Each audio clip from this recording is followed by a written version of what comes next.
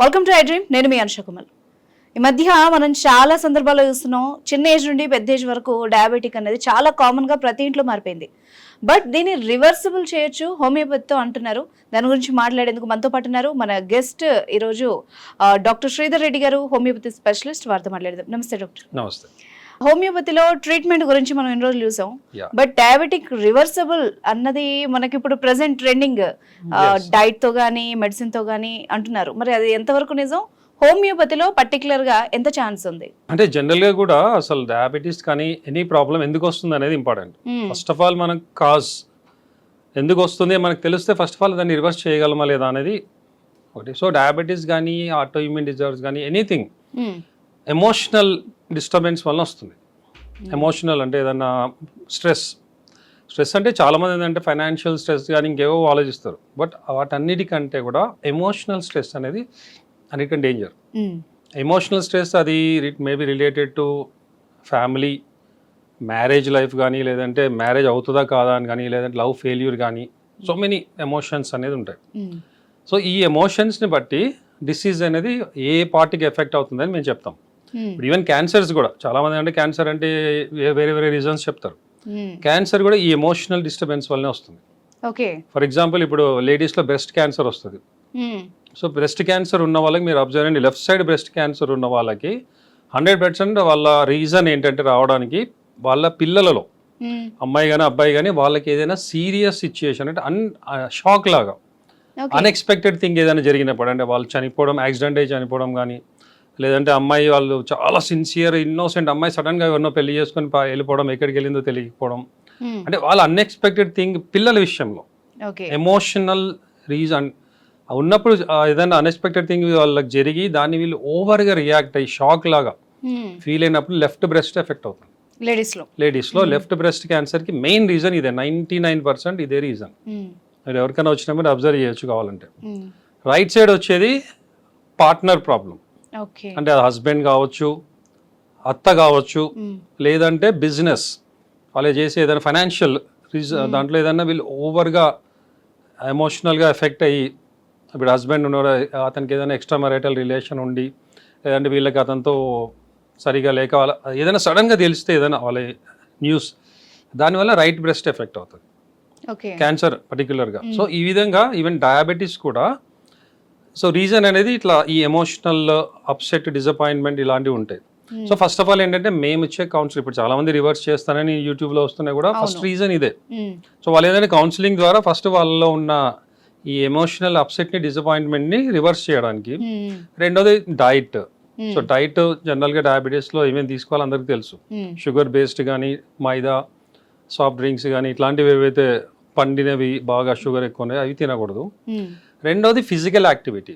ఇప్పుడు నవేడేస్ ప్రతి ఒక్కరిలో కూడా మెంటల్ అంటే ఈ యాక్టివిటీ కానీ, వర్క్ కానీ అంత ఎమోషనల్గా, ఇప్పుడు ఫోన్ కానీ అంతా మైండ్తో పనిచేస్తున్నారు కానీ ఫిజికల్గా బ్లాంక్. సాఫ్ట్వేర్ ఇంజనీర్స్ తీసుకోండి, 90% చెప్పాలంటే కూర్చొని చేసే పని ఎక్కువ. పిల్లల్లో కూడా నవేడే స్కూల్లో కూడా పొద్దున వాళ్ళు స్కూల్కి వెళ్తే సాయంత్రం దాకా అక్కడే ఉంటారు. అలా యాక్టివిటీ ఉండదు, ఎండ తగలదు, గ్రౌండ్ లేదు, ఓన్లీ మైండ్ కాంపిటీషన్. 90 వచ్చిందా నాకు 92 వస్తే, 94, 96, 98 వచ్చిన వాళ్ళు కూడా హ్యాపీగా లేరు, 99 రాలేదని ఫీల్ అవుతున్నారు. సో అంత ఎమోషనల్, అంత మెంటల్లీ, అంతేగాని ఫిజికల్ యాక్టివిటీ అనేది లేనే లేదు. ఇప్పుడు మా చిన్నప్పుడు స్కూల్లో మేము మాకు డ్రిల్ పీరియడ్ ఉండేది, హ్యాపీగా మేము పరిగెత్తి ఈవినింగ్. ఈ కాంపిటీషన్ లేదు అప్పుడు, 60% వచ్చిందంటే చాలా గ్రేట్. సో మేము ఈవినింగ్ కంపల్సరీ డైలీ ఆడుకునే వాళ్ళం. సో దానివల్ల ఏంటంటే ఫిజికల్లీ చాలా ఫిట్గా ఉన్నాము. ఇప్పటిదాకా డయాబెటీస్ కానీ ఏవి మా దగ్గరికి రాలేదు, అసలు ఆ నుంచి మేము పట్టించుకోము కూడా. సో ఫిజికల్ యాక్టివిటీ అనేది ఇంపార్టెంట్. నవడేస్ అది ల్యాకింగ్.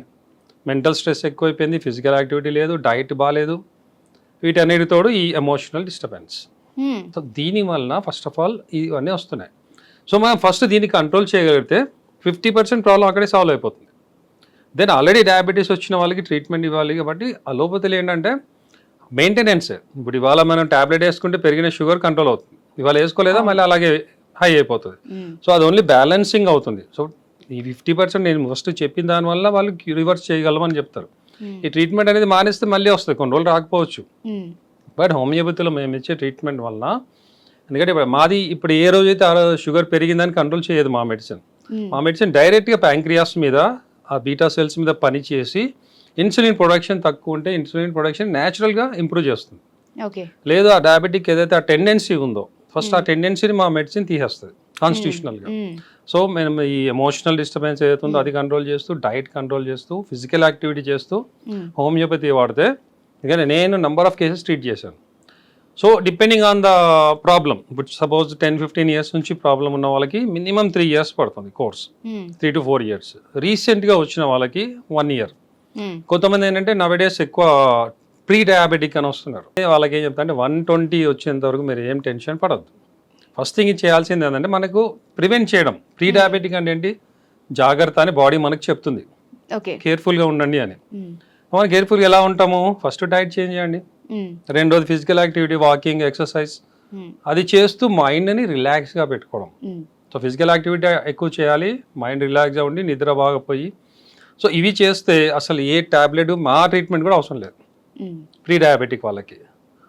కొంతమంది అంటే 120 దాటి మెల్ల ఇంకా అలా పెరుగుతూ ఉంటుంది, కంట్రోల్ చేసినా కూడా అప్పుడు మా ట్రీట్మెంట్ మేము స్టార్ట్ చేస్తాం. సో ప్రీ డయాబెటిక్ వాళ్ళకి ఏంటంటే హార్డ్లీ 6 months, కొంతమందికి 1 year కోర్స్ ఇస్తాము. పర్ఫెక్ట్గా మళ్ళీ నార్మల్ బిఫోర్ డయాబెటీస్ ఎలా ఉన్నారో అలా అయిపోతుంది, మళ్ళీ లైఫ్లో రాదు వాళ్ళకి. అంటే మేము చెప్పింది ఫాలో అవుతాయి.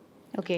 మేము ఇచ్చిన ప్రివెంటివ్ కానీ క్యూరేటివ్ కూడా, ఇప్పుడైతే రివర్సల్ మేము చెప్పామో ఎంతోమందికి మానేసిన తర్వాత కూడా మేము వాళ్ళకి చెప్తాం కనీసం ఇయర్లీ వన్స్ మాకు కాంటాక్ట్ అవ్వండి అని, ఎలా ఉంది తెలుసుకోవడానికి.